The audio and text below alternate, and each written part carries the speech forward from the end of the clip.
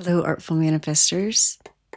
Thank you for joining me today for this timeless pick a card tarot reading. This reading is meant for all zodiac signs, and whenever you come across it is when you're meant to hear it. That's what I mean by timeless. If you discover this reading a year after I've posted it, then that is when you're meant to hear that message. And to choose the reading, you're going to choose from one of the three cards I'm about to reveal or one of these crystals I'm going to introduce to you right now. For reading number 1, we have Sodalite.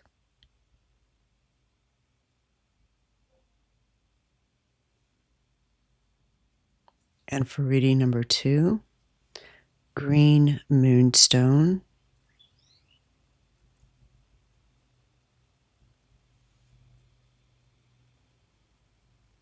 And for reading number 3, Garnet.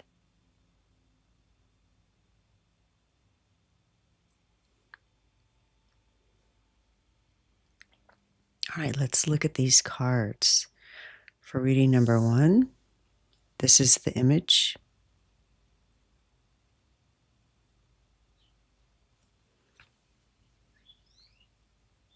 And for reading number 2, this is the image.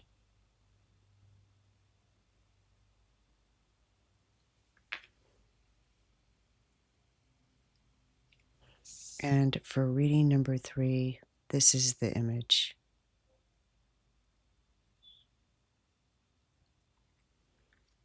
Let your intuition guide you. Whichever card or crystal you're most drawn to is most likely the reading meant for you. Of course, you're always welcome to listen to more than one reading. If you're drawn to more than one, there might be additional messages for you there.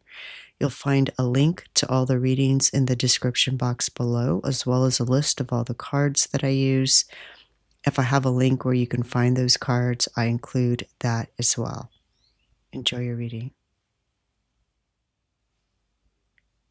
Hello, reading number 1. You chose the Moon's Moment Synchronicity. This card tells you you are on the right path. Things are lining up for you. You're exactly where you need to be at exactly the right time. And there's also a message of whatever it is that you're creating in your life.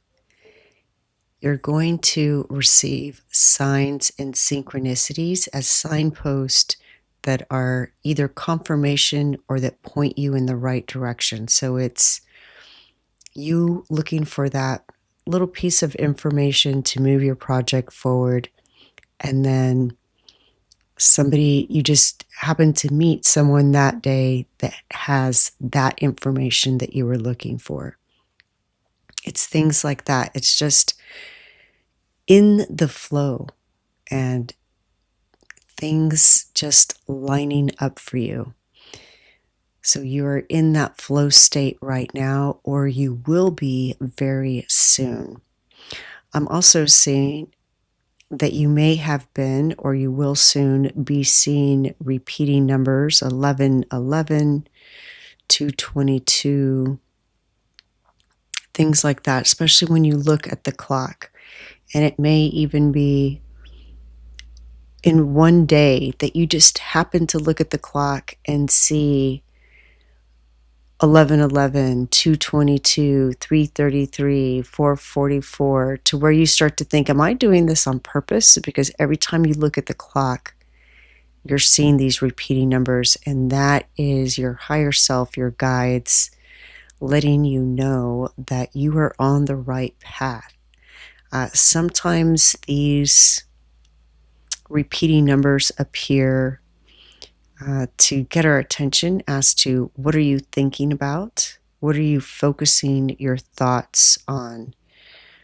If you watched yesterday's reading and you got the card of Frigg, we talked about aligning your thoughts, your words, and your actions because they create your reality. And this is you creating your reality, but with extreme ease because it feels more like luck with all these synchronicities, serendipities happening for you. So keep in mind if you are thinking about something that you don't want to manifest and you happen to see a repeating number, then that's a little nudge to redirect, kind of adjust where you're heading. They're showing me somebody, at the captain's wheel or driving at a steering wheel. It's like when you're not quite paying attention and you start to veer off course. That's what happens when you focus on things that you don't want to create in your reality. So that's a gentle reminder. Other than that, these numbers are letting you know that you're on the right path. All right, you also chose Sodalite, which is so beautiful. It just looks so celestial. And it's a seer's lens, a truth keeper, a soul compass, which is exactly what is causing your flow state at this time, because you're allowing your souls to be your compass. Sodalite also aligns truth with voice, so it strengthens that bridge between vision and expression. It brings harmony between what you see and what you say. So it's helping you to not only be in flow state, but to help alchemize situations. It fosters harmony in group energy, and it also reveals sabotage and illusion. So again, this goes back to, mind what you're putting your attention on. Where the attention goes, the energy flows. So if you're receiving little nudges from spirit during a time that you're worrying or ruminating, that little nudge is there to realign you, to let your soul be the compass and guide you towards what you want to create in your reality. All right, let's get some tarot cards and find out more about how you're doing this and where's it going to lead. I feel like this card already wanted to jump out. Justice.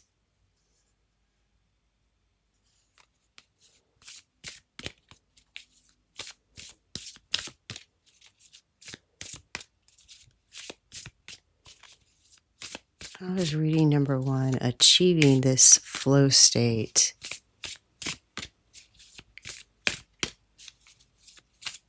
So that things seem to be lining up, opportunities, resources, situations to flow them to the reality they want, their destination. Oh, we got 2 right there. 8 of Cups and King of Cups. All right, let's see what we have. I think I'm going to adjust my camera just a bit so you can see these a little bit better. Give me one moment. All right, much better. I think we can see these images a little better now. All right, so this Justice card has a mushroom called Old Man of the Woods. And I feel many of you are already in this flow state. And if you are, then what I'm saying is validation from your guides. But if you aren't, you will be soon. And this is just a little push, a little nudge from your guides, letting you know that bringing yourself into energetic integrity will help achieve this flow state. So the flow state happens, it arises not when everything's perfect, but when inner truth, outer action, and cosmic rhythm harmonize. Old Man of the Woods is ancient. He asks, what is out of balance? What belief, pattern, or unspoken fear is distorting the signal you're sending out to the universe? So they're showing me this, old radio that, like, I don't know anything about ham radios, but these dials that are, maybe they've fallen off and been put back on. So when you tune to it, it's not exactly lining up with what it says it is on the dial. So it's distorted, something like that. There's some belief or pattern that's distorting the signal that you're sending out to the universe. So you're coupling what you want with a little bit of what you don't want. And the Old Man of the Woods may be showing you that to receive synchronicity, you must return to the right relationship with your time, your body, your purpose, your voice. With this moon card, synchronicity, the moon's moments, it speaks not of just synchronicities within one day, but synchronicities, or excuse me, rhythms, timing. It says moon's moment. We have this clock here, timing.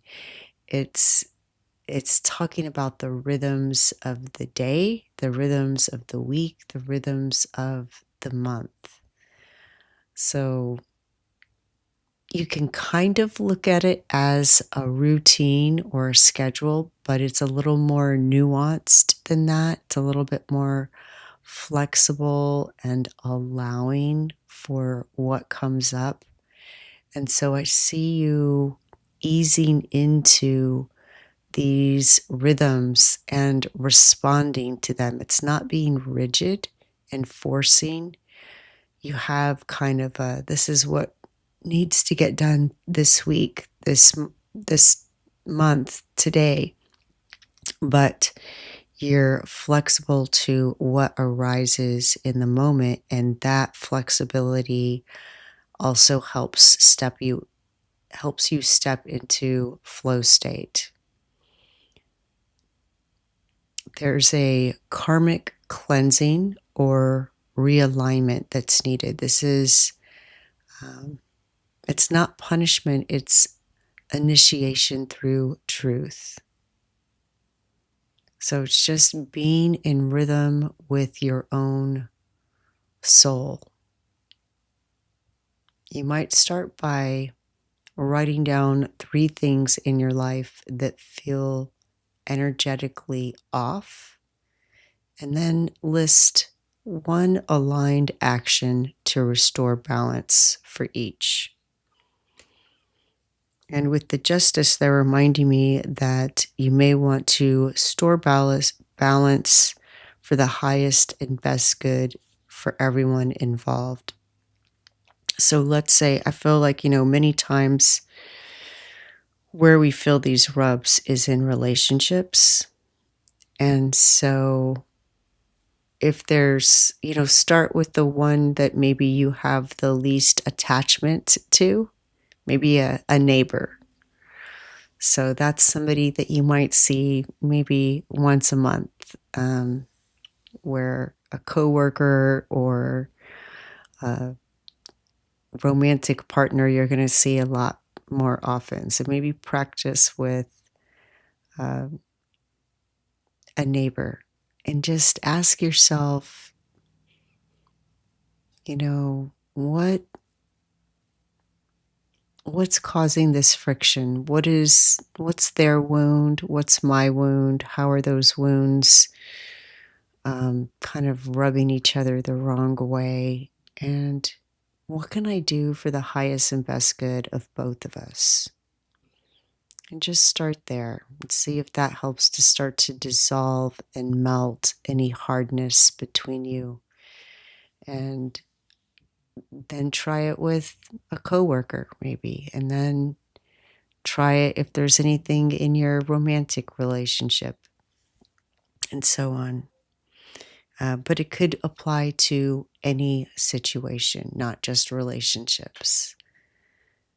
All right. And the Eight of Cups. This is the shaggy ink cap, which disintegrates into black inky puddles. And it's a visual metaphor of emotional release, dissolving identity, and spiritual departure. The message here is urging you to walk away from emotional patterns, relationships, or routines that drain or distract you, even if they once served you. For example, that rigidity of the routine. For a while, there may have been a time when you were working, striving to, or practicing more discipline, and sticking to that routine helped you stay organized and disciplined, and it made you feel safe and in control. But it can become restricting, and it may not allow for those nuances that I spoke about earlier. So just kind of loosening your grip on some things to allow you to ride the wave. Sometimes the rigidity of these things can be draining when universe is trying to send us resources and opportunities and people that we're actually asking for, but it doesn't fit into our routine.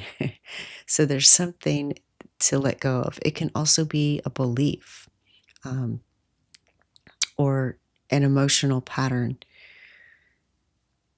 So it served its purpose. It was good when you initiated it, but it's time for an upgrade. And to enter the flow state, you must be willing to leave the shore, right? If we're just walking on land and we're not in that water flowing, we're not going to experience that. This is about letting go of what no longer holds your resonance, especially habits that dull your intuition or clutter your emotional field. The flow you seek can't enter a vessel already filled with old waters. So this is a type of purging, releasing, cleansing. And if you want to do a little ritual with that, you can write down what you're ready to leave behind. You can burn it or bury it with intention, asking the mycelial network to transmute that energy. Make a little ritual out of it. The King of Cups, verdigris agaric. This is where this realignment, this release, this nuanced routine allowing for flow will lead. Here, flow becomes sovereign emotional mastery. The King of Cups doesn't chase synchronicity, he embodies it. His heart is steady, his intuition deep, and his leadership rooted in empathy. This is a rare and beautiful fungus. So this card signals the emergence of creative psychic leadership born from emotional maturity. When you allow for nuances and you accept that life isn't going to fit in your box, in your schedule, your routine, your habits, your beliefs, then you open yourself up to the opportunities that are being flowed to you, and you become less reactive and more trusting and at peace, which gives you the outer appearance of this emotional maturity. You're going to lead not from logic or charisma alone, but from the quiet authority of someone who knows the tides of the soul, the rhythms of the moon and life.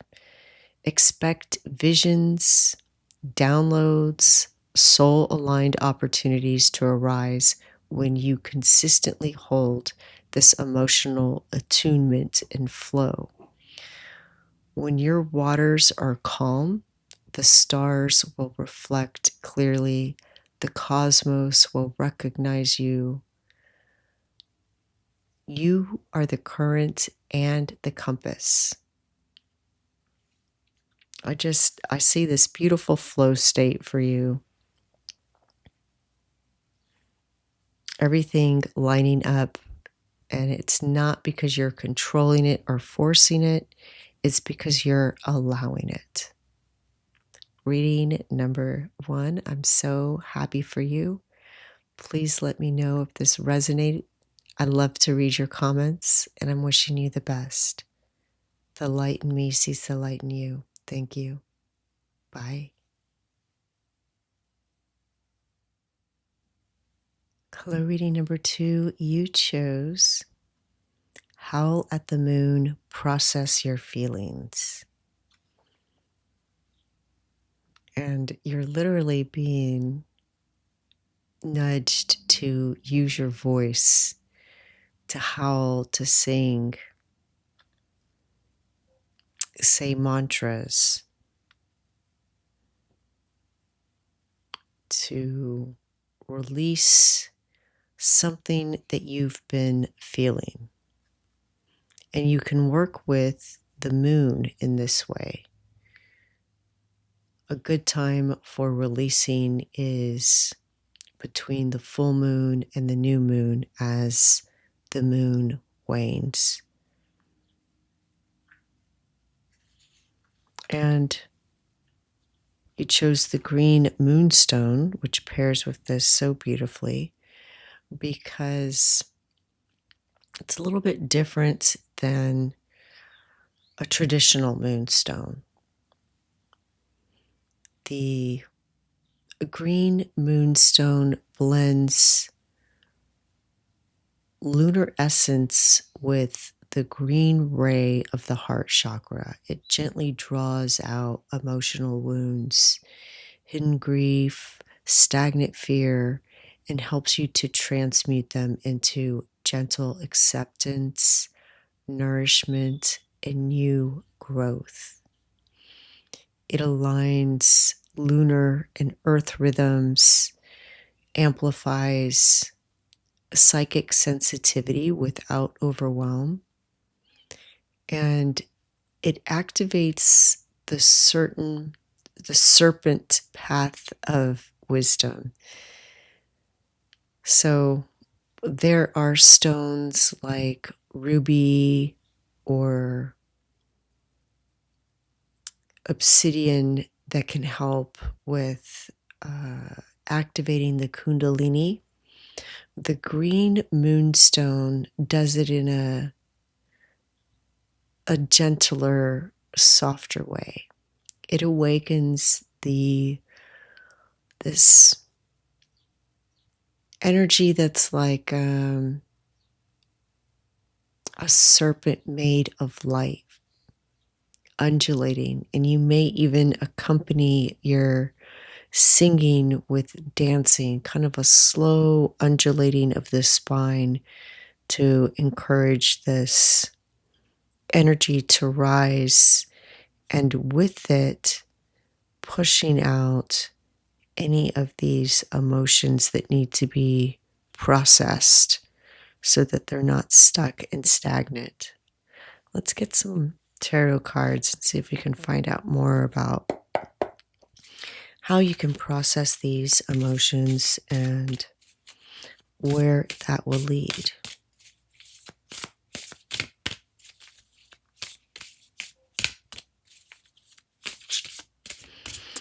And at the time that I'm doing this reading, and even though this is a timeless reading, they're reminding me that Mercury is in retrograde in Leo.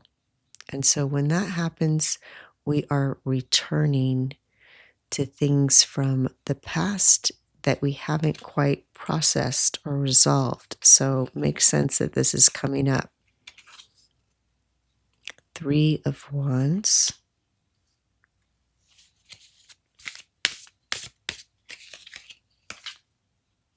Death.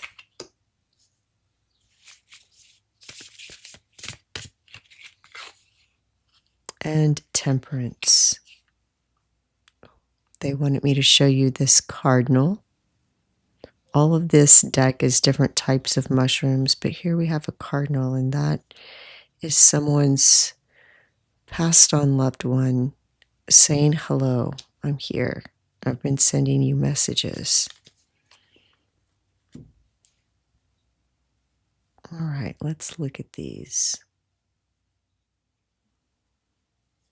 All right, cedar, apple, rust, or 3 of Wands, is a fungal bridge between juniper and apple, a strange alchemical guest that requires both hosts to exist. So this card tells you to move forward, you must acknowledge that the past and future are not enemies, they are interconnected. The 3 of Wands says, don't rush into doing, begin by witnessing. You don't need to fix your emotions, just expand your capacity to hold them. Make space for the past, but widen the window for the light of possibility. Feelings are not weights, they are weather. They pass through if not clung to. And a great way to do this is with a question. I may have said this in another reading before, but a statement is a wall and a question is a door. So when we look at the past with regret and remorse of what we've lost or what was taken from us or what we did wrong, and we look at it as a statement that things are bad because of this past thing, it closes the door to possibilities. It creates a wall, and it creates that stagnant emotion that takes root in our body. And so a gentle way to shift this is to ask, how can I move towards this? How can I move away from grief? How can I move towards hope? How can I move towards joy? How can I move towards peace? Whatever it is, asking that question, it literally, scientifically, it activates your reticular activating system and gets your brain looking for those possibilities. And energetically, it's an invitation to that future that you desire. So take silent time in the morning to breathe and start your day with this question. How will I receive peace today? How will I be led towards joy today? And look for evidence of those things. Your brain's going to be working to help you.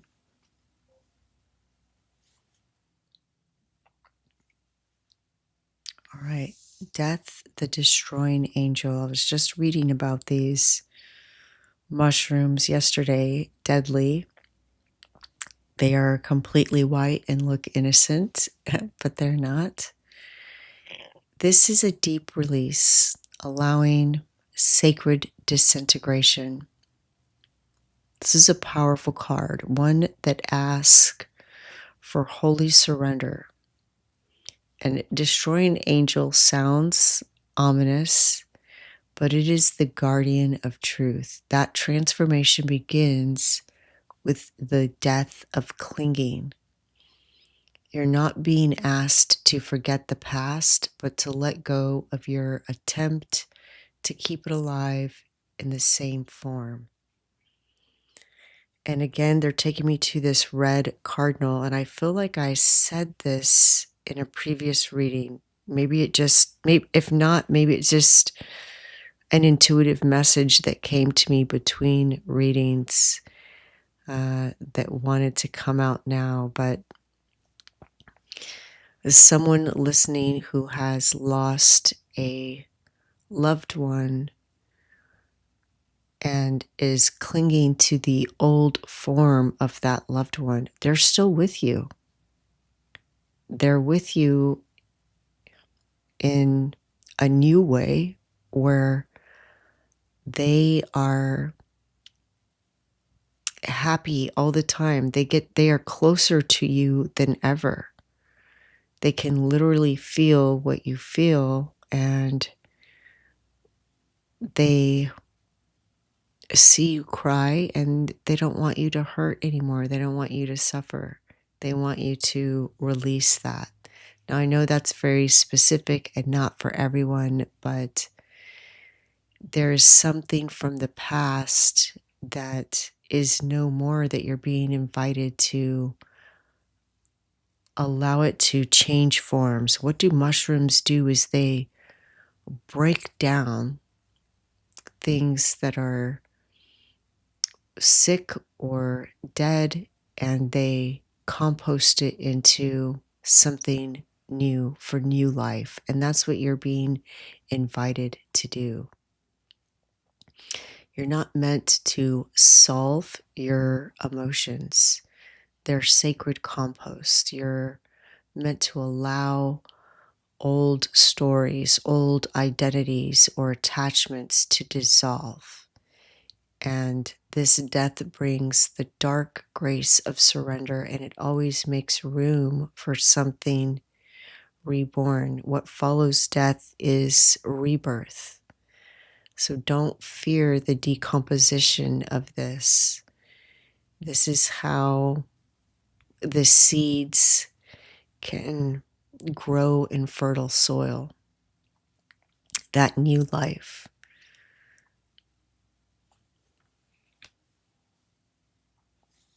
They're showing me somebody who works with ink or watercolor, painting a picture or symbol or writing a word of what they want to release, and then taking that paper with that picture or symbol and putting it in water and swishing it around as a kind of ritual. Maybe saying something like, I release you to become something new. For some of you, it's a project. And I love that we see a little ladybug here, it looks like, which are symbols of joy, happiness, good luck. And look for red. Somebody is communicating with you with red. We have these beautiful red, it looks like hibiscus flowers, the red ladybug, and the red cardinal. Let me know if you've been seeing red, and if you haven't, you may start noticing it. All right. And the final card is Temperance, which is the shiitake mushroom. Temperance is the healing alchemy that follows death. And shiitake is not just food, although we do eat it, it is medicine. It has adaptogens, so it's great for our immune system, showing you that you too are becoming whole again. This card says that process will open a new space of balance, resilience, and emotional fluency. You'll no longer fragment when pain arises. You will integrate. Your emotions will no longer control you. They will inform you, and your ability to receive beauty and pleasure will deepen. So through the alchemy of grief, you become the sacred vessel, and your presence is now medicine. I see someone drinking herbal tea mindfully, something like tulsi, holy basil, oat straw, or rose, and making that a mindfulness practice, saying, I'm learning to receive, I'm learning to be with what is. Reading number 2, please let me know if you're seeing red, if red cardinals, ladybugs, or these flowers mean anything to you, or any of the mushrooms. I love to read your comments. Let me know if this resonates, and I'm wishing you the best. The light in me sees the light in you. Thank you. Bye. Hello, reading number 3. You chose the Garnet, which is primordial, loyal, bold, and it restores devotion and soul commitment. It gently calls you back to your deepest purpose, burns away distractions, addictions, or relationships that pull you off course. And it grounds your energy deeply into the earth. It stabilizes your auric field, calms emotional storms, and protects your power by anchoring you into your body's wisdom. It balances the sacred feminine and sacred masculine.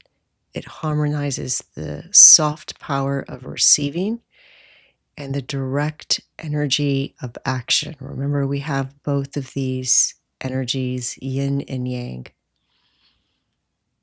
It's the lover, nurturer, and the warrior, the temple and the torch. So Garnet helps balance and unify those energies. And the card that you got, Out of Bounds, Boundaries, literally is talking about boundaries. So it makes sense that we got this Garnet. It's either somebody is imposing on your boundaries, and I'm actually getting that both is happening. Somebody imposes on your boundaries, and there's maybe been an imbalance with your own yin and yang, masculine and feminine energies. So you either are accommodating them or you accommodate them for a little while and then it reaches that breaking point where you erupt. And if that's the only thing that an outsider sees, it may look to them like you're the one that's out of balance, and perhaps you are in that moment. So this card speaks of both people overstepping your boundaries and you not respecting your own boundaries of keeping that yin and yang in balance. So let's see how we can bring that balance back.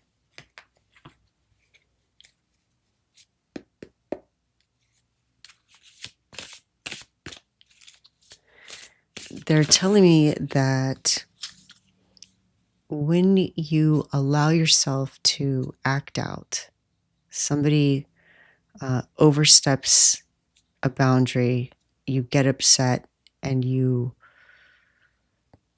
say something harsh, whether it's with the tone or the words,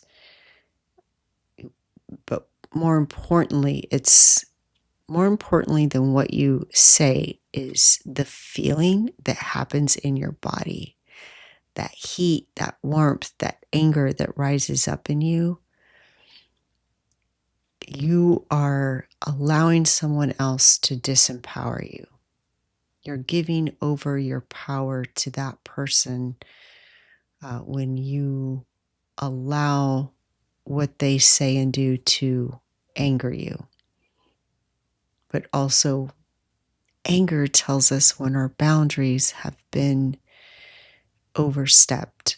So hopefully this reading will help us be able to find the right balance to walk there. All right, we have the Five of Pentacles.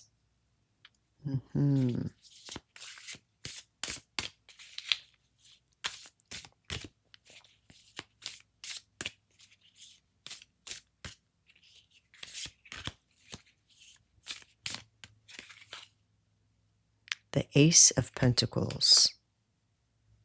Nice.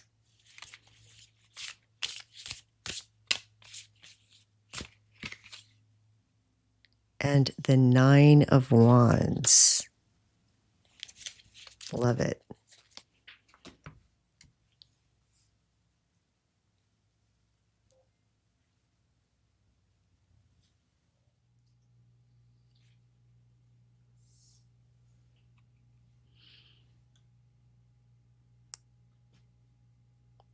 This is a sign that your past burnings have shown you what needs protection. The Devil's Cigar speaks of old abandonment wounds, emotional depletion, or overgiving, especially in service to those who do not honor your essence. This rare fungus only blooms after fire. This card is saying, boundaries begin when you no longer equate being needed with being worthy. You don't have to burn your energy up to keep others warm.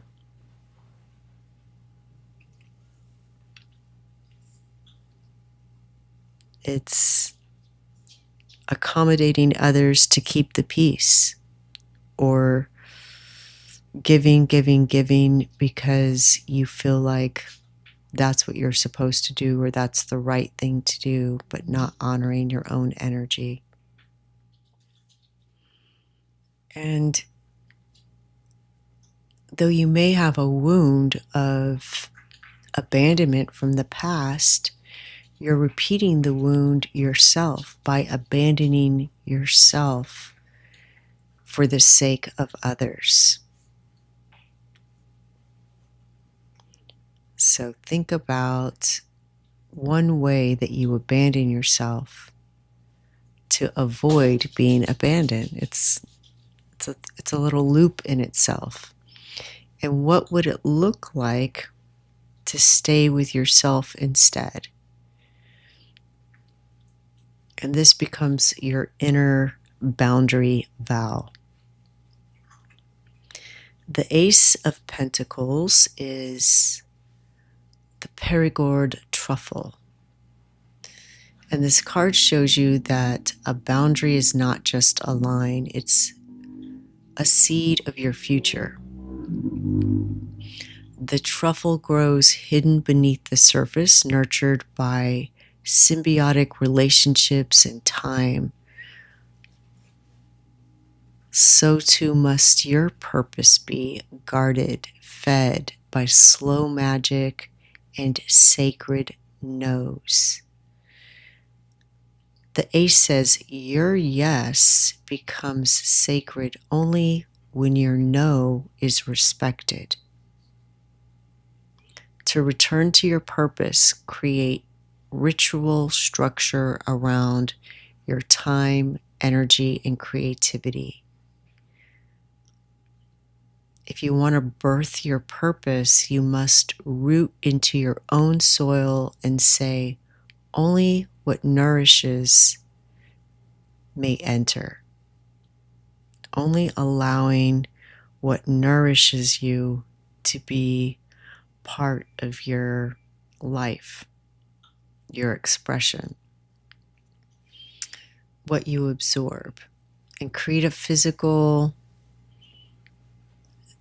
You can even create a physical symbol of your boundary, like a charm, a garnet, some other sacred stone, a bracelet, a key, and let it remind you that your energy is your garden where you're growing your desires.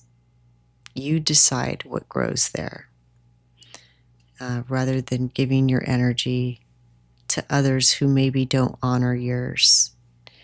And the Nine of Wands,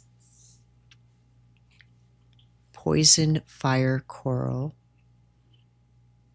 This fierce burning coral fungus isn't here to scare, it's here to defend. This card shows you that you are at the edge of breakthrough, but you must hold the line.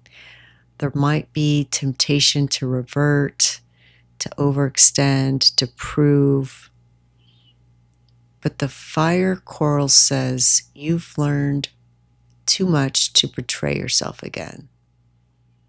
This is the boundary of persistence, knowing that protecting your path may make you feel alone or misunderstood at first, but it leads to sovereignty. So you're never truly alone. And when you protect your path, you're protecting your inner child, you're protecting yourself. And think about those times that you have protected someone else and what that felt like, and do that for yourself, because it's leading to sacred sovereignty. And your boundaries aren't rejection, they are revelation. Let them show others how to meet you in truth. This feels really empowering and powerful. You are worthy. You deserve love. You deserve to see your dreams realized.